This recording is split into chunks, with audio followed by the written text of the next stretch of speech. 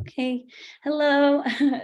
I might be a little nervous. This is my first time kind of leading a workshop, but it's, as you can see, it's about substitute teaching. Let me see. So a little bit about me. My name is Elizabeth Magdaleno. I'm a Cal State Fullerton alumni. I graduated with a Bachelor of Science in Child and Adolescent Development. And I also attended Cal State Fullerton for my multiple subjects credential and my bilingual authorization. And with the bilingual authorization, I was able to become a first grade Spanish dual immersion teacher. So I currently teach at a school where the program is a 50-50 model, and it's basically one teacher teaches the whole day in English, and then there's another teacher that teaches in Spanish the whole day, and I'm that teacher. I'm the Spanish teacher, but there's different models out there where teachers can teach like Spanish for like majority of the day or what have you. So my experience up until this point, I have 2 years as a preschool assistant teacher. I worked at a local preschool, and it was a really great experience. But then of course, like I moved from that because I started the Credential program. And the Credential program, not just at Cal State Fullerton, but in general, the Credential programs tend to take up a lot of time. A lot of time has to be dedicated to the Credential program. And so I was fortunate that I was able to like take that time off from working and just focus on like my coursework and like student teaching and stuff like that. And then after I finished the program, I did substitute teaching for about 6 months. And then I was able to land the job that I have now. So I'll go into the substitute teaching and how to like become a substitute teacher and like what the process looks like. But specifically for Orange County, I don't really know what the process might look like for other counties. But yeah, if you live close by, I mean, if you're interested in making the drive, like this is, something that you might be able to do. So when I first found out about substitute teaching was in the Credential program. A lot of my friends, a lot of like the cohort members had said like, oh, you can substitute teach as like you're doing the Credential. And I didn't know about that until they mentioned it. So I had to ask through them how to do it. And when I did it, it was still around like pandemic time. So I don't know if the process is still the same because, everything changed. So what I did was I called this number, as you can see on the screen. It's the Orange County Department of Education, or the OCDE. And when you call this number, and I can also share this this slide with Emily after like we're done here, so that everyone can also have access to it in case you are not able to like take note of it. But you call the number and then you ask, or you tell, I don't remember if like it's a person or if it was like a voice, like an automated voice message that eventually sends you to a person. But you do talk to a person and you ask that you want to schedule an appointment to get your permit to substitute teach. And then you could also ask them what you need in order to substitute teach, just because there are things that you have to have kind of ahead of time. One of the things is like the CBEST. I know that that's something that you have to get done even to like go into the Credential program. So that might be something that you're already doing. So you do need the CBEST, but I know from like just from word of mouth that you don't necessarily have to have the CBEST. It could even be coursework that you get done at the community college level. But again, that's something that you can either call and ask at this number, or maybe like a Google search as to what specific things you need. But the things that I remember was the CBEST, and I had that because of the credential program, and then you need your bachelor's degree. So this is something that you may want to do when you're maybe like done with your, college years, because you do need a bachelor's. And then there's a few other things. I think there was like fingerprinting and just like fees and other stuff like that. But once you get that appointment with them, the person will actually ask for your like email address, because they will email you like a list of things that they need from you, that you need to physically take to the office so that they can make copies of it, and then they can put your application through, so that they can like they have to like go through the system to make sure that you're like qualified to be able to substitute teach, because they have to like run your fingerprints, and they have to verify that you completed the CBEST and all those things. So they will give you a list of those things that they want you to take in person. So you'll definitely want to like give them an updated and current email address so that they can reach out to you. And then if I'm going too fast too, and if there are any questions, you can always drop them in the chat. I think there might be. Okay, yeah, so you can always drop them in the chat, or you can jump in and just like stop me. I know that there's kind of like some like holes in the information I'm giving you, only because this was the process that I went through, and it's specifically for the Orange County, for Orange County. So it might be a little confusing, but you can always like leave a question. And then once like they go through the application, they will actually send you your like your credential, I think it's called. Yeah, so right here, you're on the screen, it's the 30-day substitute teaching permit, and they'll email you back some forms that you actually take in person, but they give them back to you. But then when they email you that same form, it has like a signature, and I think it has like a seal, and that just like lets you know that it's been approved, that it's been cleared, that you have your permit. So then they'll tell you that you can go on to what's called the Commission on Teacher Credentialing. It's the CTC, and they'll when you log in, you'll be able to see your teaching permit, and it'll have like listed all the information, like emergency, that it's valid, and then it'll tell you how long it's valid for, and then it tells you like the recommending agency, which would be the Orange County Department of Education. And then with that, you're able to like start looking for a substitute teaching job, because in order to start looking for jobs, you have to have this. And then once you have that permit, you'll have to like take a screenshot on your computer, and you'll be able to like upload it to your applications, because they need to have like proof that you have your permit. I can show you that.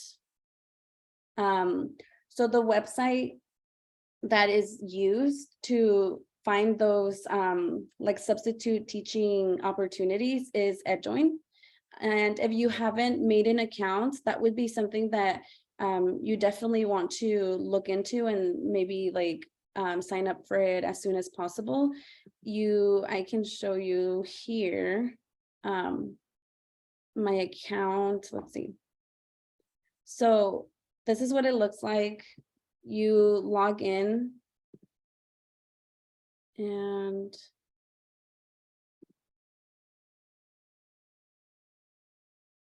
so this is what you use, not just for substitute teaching, but also even to find jobs, like teaching jobs and other jobs too. This is just a database for all jobs related to school.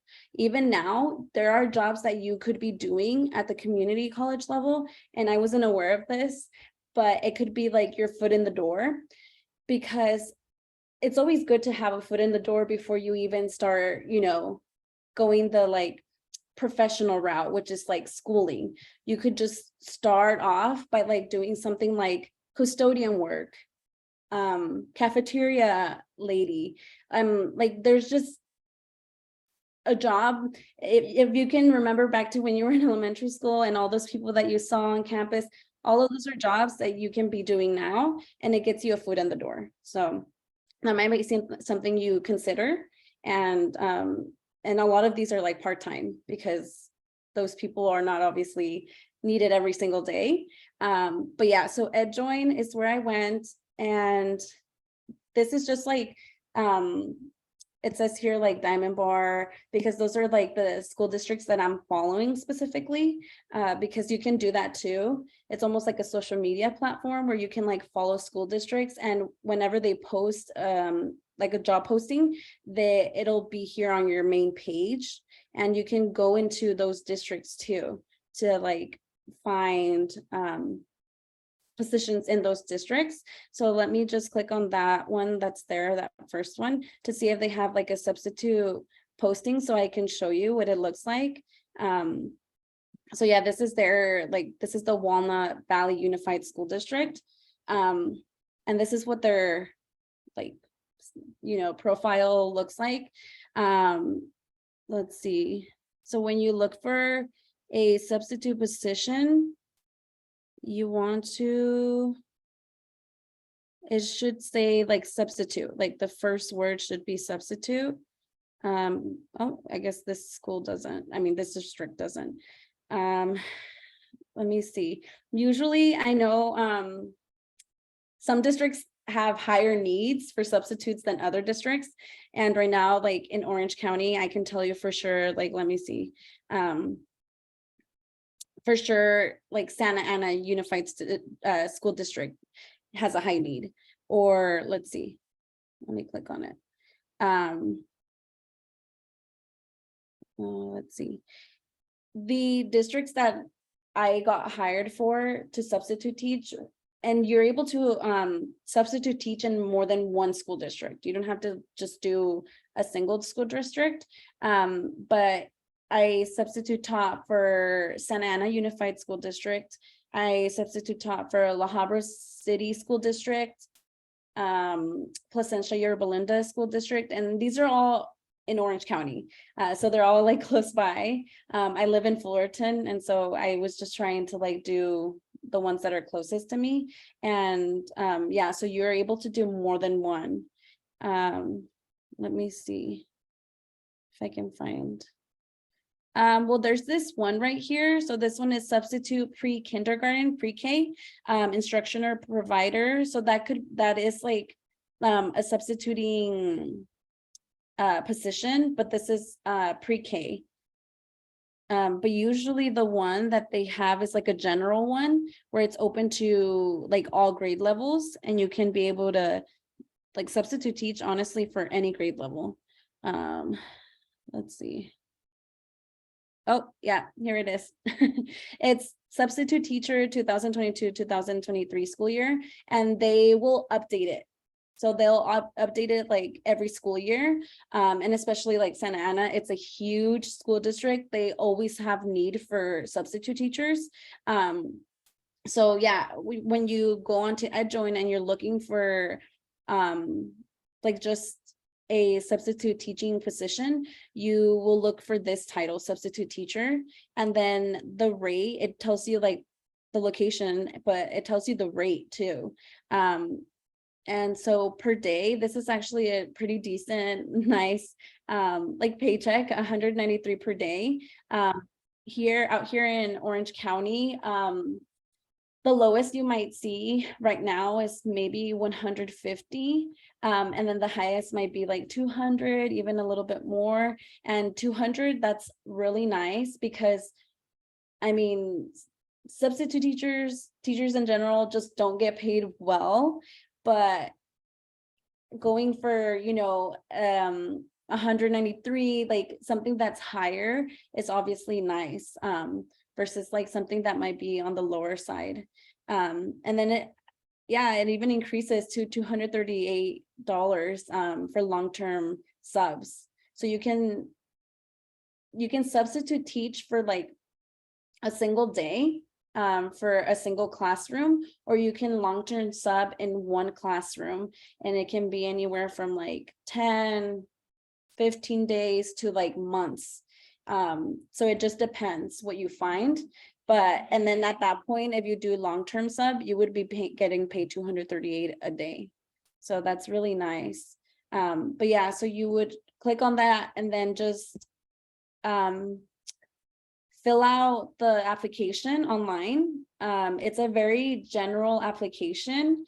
It asks you for your personal information, but I will say that a lot of them, once you click into them, it asks you for other things, other requirements. Like right here, the first one, you need a valid 30-day substitute teacher permit, which is how I explain you can get that. You go through that process, but you definitely want to find out if that's the same process by calling that number that was on the screen. And yeah, and then so you do need 3 letters of recommendation. And this is usually by the time that you're done with like your bachelor's, you should have that. Either one of them could be like from maybe like your employer if you're working, or maybe from like professors. So these are, you definitely need letters of recommendation, because otherwise they won't accept your application. So that's something that you maybe want to start thinking about if you're interested in going this route and doing substitute teaching. You'll need a resume, cover letter, TB test verification. I'm sure that most of you are probably aware that in education, you always have to have a TB test, always. And I believe the TB tests, they last, they don't expire until like 4 years after you get it. So it's not like you have to get it done every year, but you have to have it have it current and up to date. And then yeah, so your fingerprinting is another thing that's going to follow you. If you're going into education field, you always have to have your fingerprints on in the system. So yeah, that's usually like the general requirements for any school district looking for a substitute teacher. These are the things that they'll ask for. And I think the things you have to worry most about is obviously first getting the permit, but also the letters of recommendation, because you want to like build those relationship with the person that's going to write that letter of recommendation, so that it's a strong letter of recommendation. Because they do really consider those. They do really take those into consideration. It's not something they just overlook. They look into it, and they actually, they'll verify them. So they'll actually like contact the person who wrote those letters for you. And then once they talk to all 3 of them, then they'll actually reach out to you to like set up the like interview and all those things. So yeah, those are definitely things that you really want to like make sure you have ready and that you are like working on right now. So that was a lot. I see that there's like, okay, yeah. Again, just want to remind you, if there's any questions, like, feel free to unmute yourself, drop it in the chat. It's a lot, and I know that when I was going through all of this, it felt very overwhelming. And I mean, I had to figure this out with the help of friends and like mentors and stuff like that. So if you feel lost, definitely like leave a question. So yeah, that's for Santa Ana Unified. Let me go back to my presentation before I get off track. So yeah, a day in the life of a substitute teacher is actually, I would say, quite nice, because it's completely different than being a teacher, where you have your own classroom and you have to show up to your classroom every day, unless you, of course, like get a substitute for your classroom. But a substitute teacher, you actually get to pick and choose your schedule, which is really nice, because, and it's nice if you're getting that nice daily pay rate, like the $193, because if you're getting a lower pay rate and substituting is just your single job, then you might want to be working every single day. But if you have a nicer, higher pay daily pay rate, then you can like pick and choose what days to work, because they don't like give you a set schedule. You get to make up your schedule.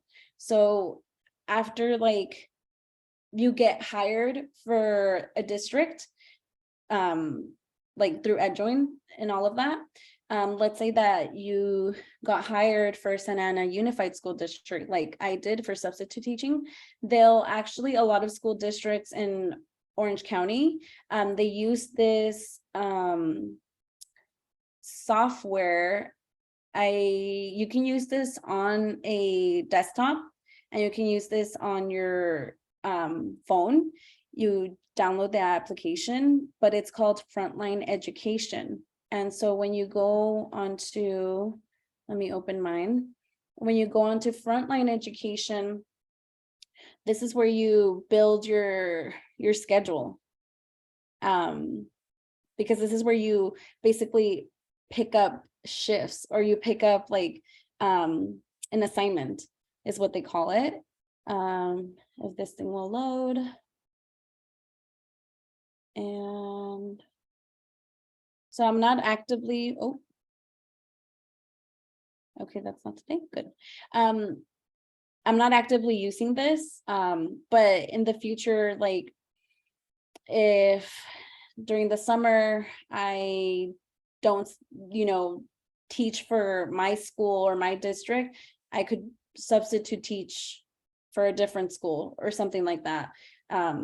But this is still something I can use. But I mean, you can see here, Santa Ana Unified District, I'm still part of the their like database. But yeah, so this is what it'll look like. All the green stuff, all the green boxes are dates that I can click on and pick up an assignment for.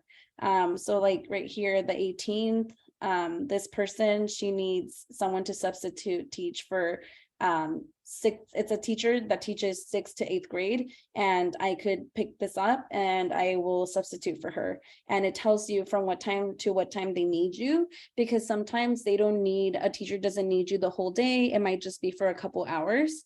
So you want to look at that too. And this one obviously is a full day. So if you accept it and pick it up, there's your job for the day.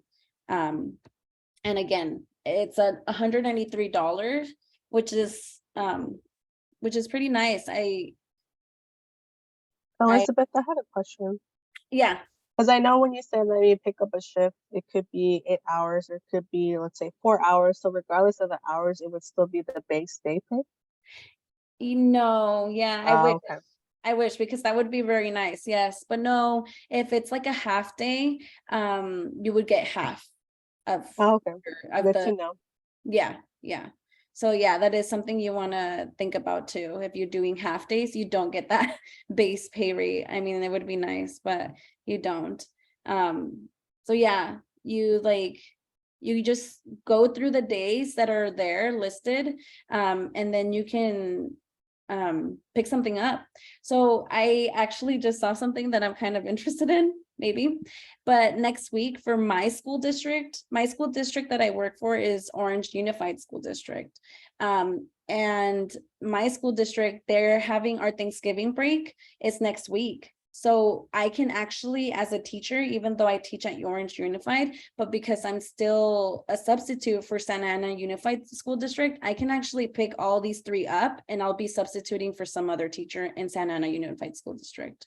So even as a teacher, as a future teacher, you're able to substitute teach for someone else, for another teacher, who you don't know these children, but you're able to do it. If you maintain your substitute teaching status with the school district. So Santa Ana Unified has kept me in their database, and so I'm able to go and pick those up, and I can substitute teach next week. Because yeah, I have that whole week off from my job. So yeah, and it's really nice because, like I said, a lot of the school districts for Orange County use this database. You can see all of them here. So if I go here, let me see if I can't remember. Like I mentioned, I had three different districts that I was working for, but I believe, let me see. Ugh. I believe I might only be hired for Santa Ana right now, because I haven't really, all the school districts are different as far as like your status as a substitute teacher.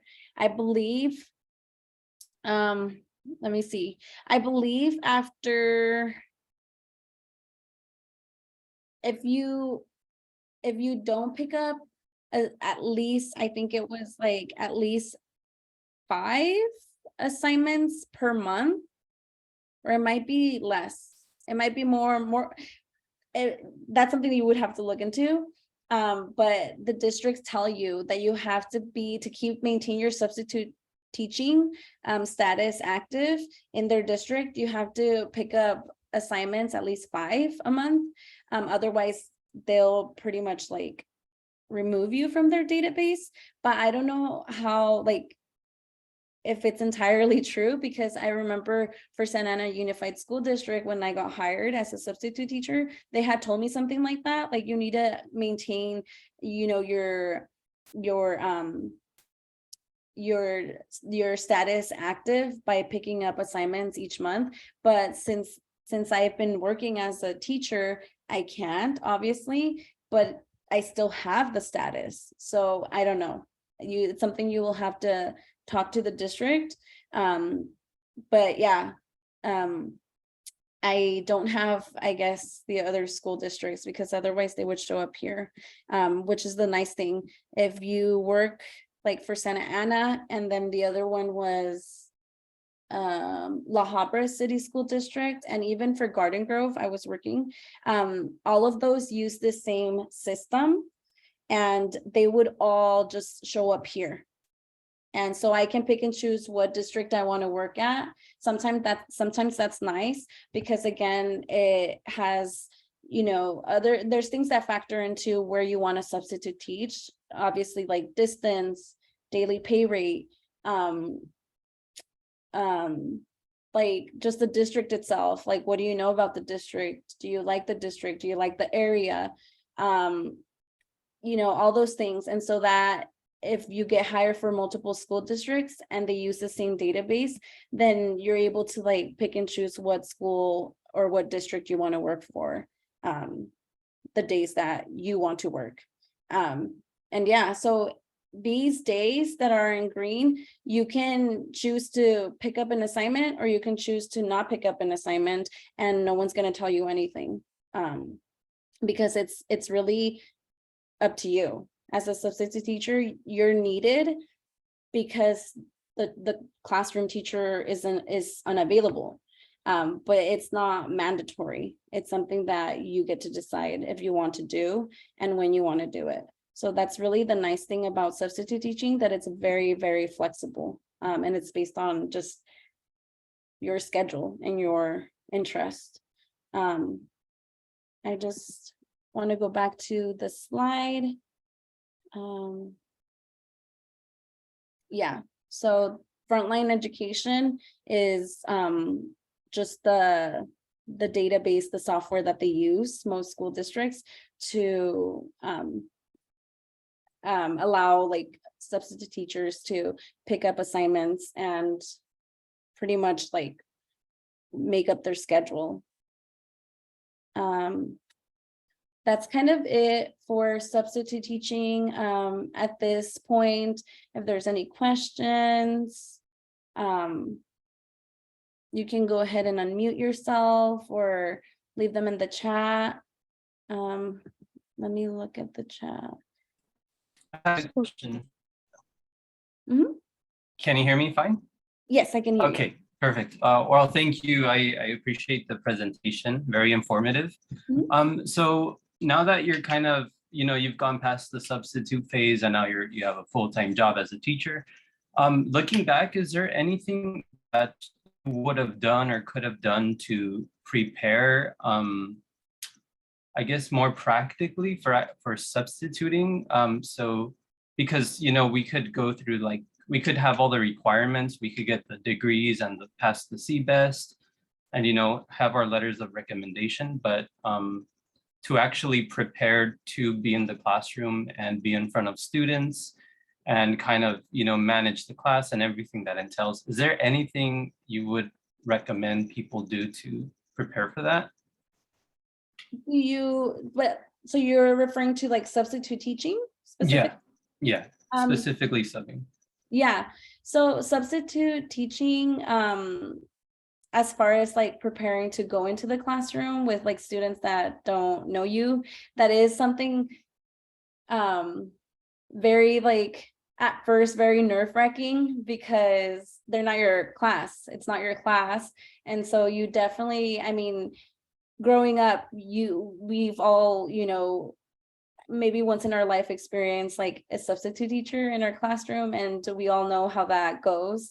Everyone is just like rambunctious all over the place, and like sometimes even like to the degree where we disrespect substitute teachers because they're not our teacher. Like, why do I have to listen to you? And I would say that I'm like the 6 months that I was substitute teaching, I might have had maybe 1 or 2 experiences like that, where they were like, just like, I'm not going to listen to you. You're not my teacher. Like, she's not here, so I get to do whatever I want. And this was elementary students, mind you.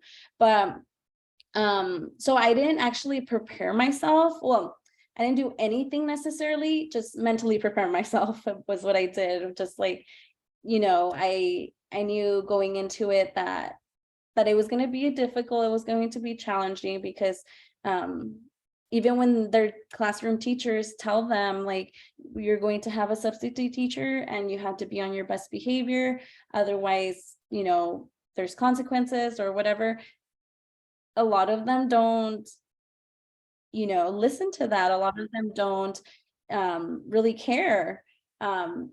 So it's really just up to you and how you want to kind of cope with that. But the best thing you can do is just go in there, and know that like you're only there for a day, if that's, the assignment you picked up, and you're going to do your best, and that's it. Because honestly, like, it goes back to, they're not your students. You're left to do these things that the teacher left, and you just do it with them. And if they learn or don't learn that day, it's really not on you. It's really not your fault, because they're not your class. And so classroom management, it can vary. It can depend when you're substitute teaching, because for the most part, teachers do leave pretty specific like like a specific outline as to what they use in the classroom for their classroom management, and you can follow their classroom management so it doesn't throw off students. But sometimes like it doesn't work to the degree that it works with their classroom teacher, because you're the substitute. They just won't, it's almost like it doesn't bother them. Like, for instance, I don't know, maybe the teacher uses like, oh, if you don't complete your classwork, you don't get recess or something. Sometimes they don't even get affected by that. They're like, okay. But with their classroom teacher, it might be like, oh, I need to get my work done. So it's really just, you go in there, you do what the teacher leaves out for you, and you know, you gave it your best, and then at the end of the day, you're done. So that's as well as you can prepare, I would say. And if anything, to just kind of help to calm the nerves, if there are some, is probably getting there like maybe 30 minutes before the bell rings to look over the plans, because sometimes they leave like a hefty like amount of lesson plans, and you're just like, what? We need to get all of this done today. So and some of the lessons there's quite a few steps. So getting there couple minutes, 30 minutes, 40 before the bell is always nice to like look over those plans. But yeah, I hope that answered your question and like helped. Let me see. We did have one question in the chat I did want to answer. So for substitute teaching, right, just to make sure we all have the same understanding, that in order to substitute teach and apply for the substitute teaching permit, you need to have the CBEST, and then you need to have a bachelor's degree. Yes, you can qualify some of your coursework in order to get the CBEST. That is possible. We did have a CBEST workshop last week. And let me go ahead and put that link in the chat. The recording is up there. And we had Cal State Fullerton from their Center of Teaching come in and talk about it. So I'm going to put in the chat. So if you wanted to see it, kind of make more sense of how it could work, then I would definitely watch that video. And then if you wanted to see, right, any of the courses you're taking right now that are part of your general education courses, right, for the CSU or UC, right, I get see, definitely schedule an appointment with your college counselor and we can let you know. So Josh, if you attend Rio Hondo College, right, you can connect with me. I can put my email in the chat, and then I can let you know if any of the coursework you're taking in English or math will qualify. And then if any of my students are here from El Camino or Cerritos College, definitely connect with your college counselor and then ask them that question. And they can let you know if some of the college coursework you're taking will qualify for the CPAS. Hope that answered your question, Josh. It did. Thank you. Any other questions for Miss Elizabeth? You can also ask her questions how she's doing right now as a dual immersion teacher. She is a teacher right now. Any of us want to be elementary school teachers? She's here, and you can ask her how it is, how her day is. How is it teaching in Spanish, right? Yeah, I mean, I could even, sorry if you hear noise in the background, that's my son. I also have a child. But yeah, I mean, I can answer questions about, day in the life of a dual immersion teacher, if any of you want to be Spanish teachers, which I totally encourage. I'm Latina, Mexicana, and I am so happy to be able to teach in Spanish. Any language really is a blessing and it's beautiful. So definitely encourage you to look into that when you get to like the credential program, wherever you go. I will say that when looking at the credential programs, what's out there, you really want to look at just what like others say about the program, because you do want to find what's like kind of what's best fitted for you, what you're looking for, because the programs are different. They have different like theories, different mythology, different pedagogy. So it's all different. Everything's different. And so you want to find something that really aligns with like kind of like your philosophy for teaching, and just like in general how like the kind of person you are, because I know that Cal State Fullerton, I went to Cal State Fullerton because it's local, it's the closest, really the cheapest in regarding like cost, tuition, as far as like other colleges, other universities nearby. And so I mean, from a scale from 0 to 10, how happy was I like doing the credential program at Cal State Fullerton? I don't know, I would say like 7.5. It was during the pandemic. I did my credential program 2021. So I mean, it was literally the year before, but during that time we were still experiencing the pandemic. So everything was online the first semester. It is a 2-semester program, the one that I did. It was just for the credential. They have like a combo where you can do your master's and get the credential. But I did the credential, and the first semester was online. It was pretty rough. It was pretty challenging, but at the same time, I'm grateful for that because I was actually able to see and experience, kind of what teachers in the classroom were experiencing. A lot of them have left the field because of just how much they had to like cope with, and just they a lot of them saw just kind of like the inequities that are current and prevalent in a lot of districts, because like I mentioned before, and I'm sure a lot of you are aware, teachers don't get paid well, and they're not always appreciated even in their district. And so a lot of teachers noticed that and realized that, and it was kind of like it hit the nail on the head for them, and they were just done.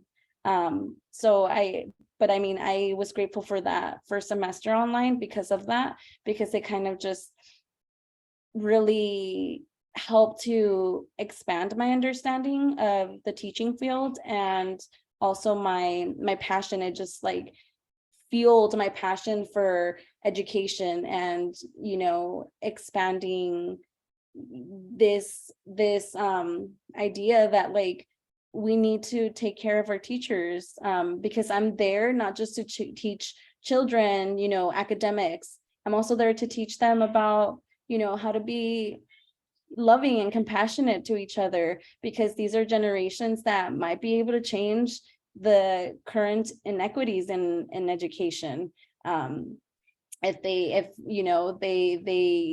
If I am able to build that community with them, build that trust and care with them, because that's really what we need in education. That's what we need in districts, that they care for their teachers. Like, we're not just there to babysit kids, we're there to like teach and educate children. So yeah, that got a little bit off track, but yeah, the Cal State Fullerton program was decent. It has, like any other program, there's always things that can improve, can get better, but overall, like the pairing, they pair you with a mentor, which is a classroom teacher, and they pair you with a clinical coach. And then so both of them in a semester, they observe you. You do take on responsibilities in the classroom, because you have to do like student teaching hours. And I know this is more information that may or may not overwhelm you right now because you're not at that phase. But at the same time, I mean, it might be nice to kind of just be exposed to some of this. But yeah, so you get a mentor teacher and you get a clinical coach, and they're there to support you, or they should be supporting you. And you are in the classroom the whole time. You're taking on responsibilities that the teacher has, like lesson planning, doing the lessons with the students. You attend like professional development meetings, you attend staff meetings, like you basically step into the shoes of a teacher, and you do that with the support of your mentor teacher and clinical coach. And that is like for each semester that you're in the program. And yeah, so it was a 1-year program for me. It was just 2 semesters. I didn't feel like it was, sorry, I didn't feel like it was enough, because going from the credential program 1 year to then going into the classroom was kind of a shock for me, honestly. Even though I did the bilingual authorization, which is something like completely different, that's like on top of your credential, if you want to do that. But yeah, then going from that to the classroom was just very shocking. Like, yeah, the first week, second week, I was just like in tears, and I was just like, oh my gosh, like they didn't teach me this in the program. What do I do? But my colleagues, my teacher friends have been very supportive, and I mean, I'm still here. I'm still teaching, and it's still rocky here and there, but the teachers and my kids, they make it all better, and families too. It's been very nice to be able to connect with families. Like I'm slowly trying to build that community, that sense of community, which is something that I've always like longed for and wished for, to feel part of a community. And I'm slowly like feeling like I'm getting there, and that really helps as a first-year teacher. I have another question. Uh-huh. So 2 questions actually. So one, how much as a substitute teacher, how much are you actually teaching? Like how much do you actually have to know and teach versus just following what the teacher says, and like more like kind of management, like handing out papers or worksheets? So again, like how much is it you actually teaching and having to have like a mastery of the subject to actually teach it versus just following instructions and doing what the teacher says? So that's my first question. And second, it's not about substituting, but since you're mentioning the dual immersion authorization, you said you still did the 1 year at Cal State Fullerton, but how much more work was it? Was it like an extra class, or was it like more hours putting in? Like how did it getting that extra authorization add to your workload? Yeah. To answer your first question, I would say it depends, like what grade level you're substitute teaching for, because the curriculum is different for every grade level. I substitute taught from, I think it was like 1st grade up until 5th grade.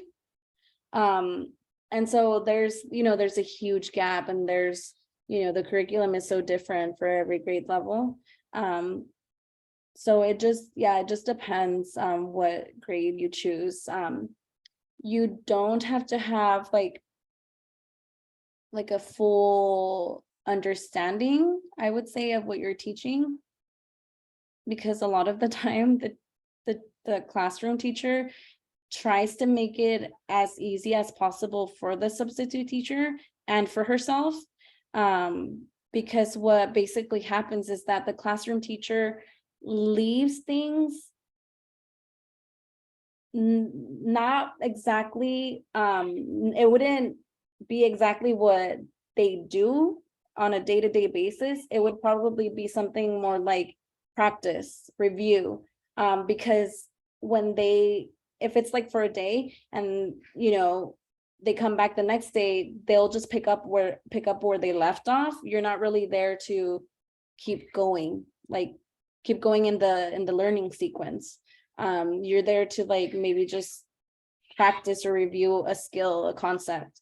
And so that's why a lot of times you don't have to have like a great or good understanding of what you're teaching, because most of it is practice.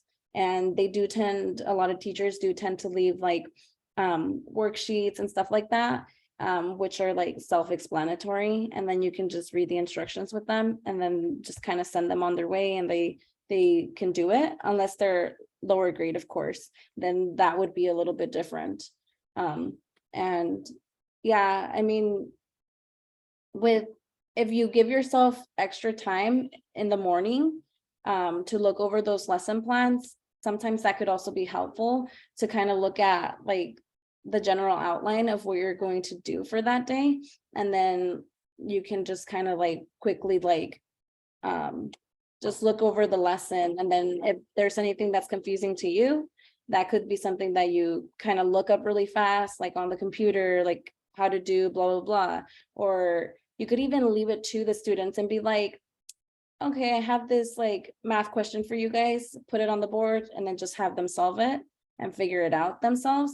Could be a technique that you use as a strategy, if maybe you don't know or what have you. Yeah. And then the second question, so the way I did it was I got my credential first, and then I did the bilingual authorization, and that was during the summer, and that was 2 courses. The summer, I believe it was like 8 weeks long or something, 8 or 10. And the courses, if you do the bilingual authorization as you're doing the credential, I don't recommend it. It's intense, because the credential, like I mentioned, it's honestly, they ask, at least Cal State Fullerton does, even on the website, they ask that you like commit full time to the credential. Like the credential is like almost like your job, because you're there like 3 days out of the week, and then the other 2 days you're in a classroom. So like it really takes up all your time. And then that's not including coursework, homework, like it's a lot. And then if you're trying to do the bilingual authorization, it's like an overkill. It's too much. So that's why I did it the summer after I graduated, after I finished. And that was a bit easier for me, but it was still a lot, because the bilingual authorization, since it's condensed into like 8 weeks or what have you, it goes by super quick. The assignments are like all in Spanish, like at Cal State Fullerton. I don't know about other universities, but at Cal State Fullerton, it's all in Spanish. And like if your Spanish is not like, well kept, it can be a struggle. But the professor and like the coordinator of the program, he's super cool, super chill. He honestly was like, just try your best. If you need help, come to my office hours. And he like actually is really cool, and he helps you, and you can even like text message him and stuff. But yeah, it can definitely be intense if you don't prepare yourself, or if you don't like organize yourself well.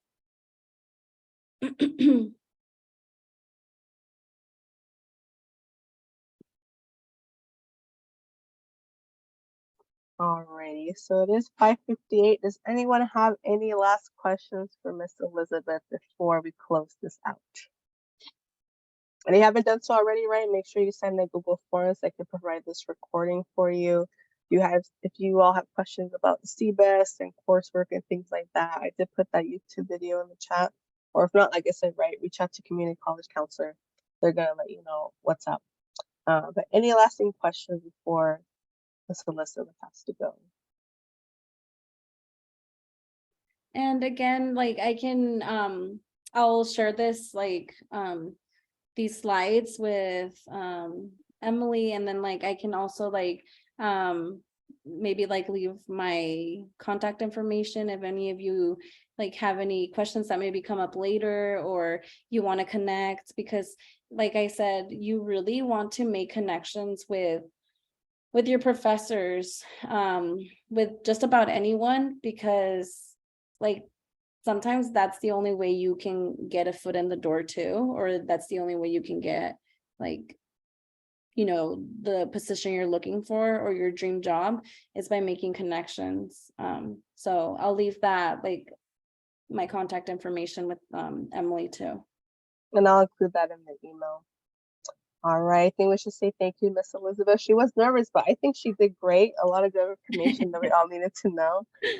If you don't have any questions, right, you're more than welcome to leave. We thank you for joining us for our last workshop this semester. Thank you. Bye, everyone.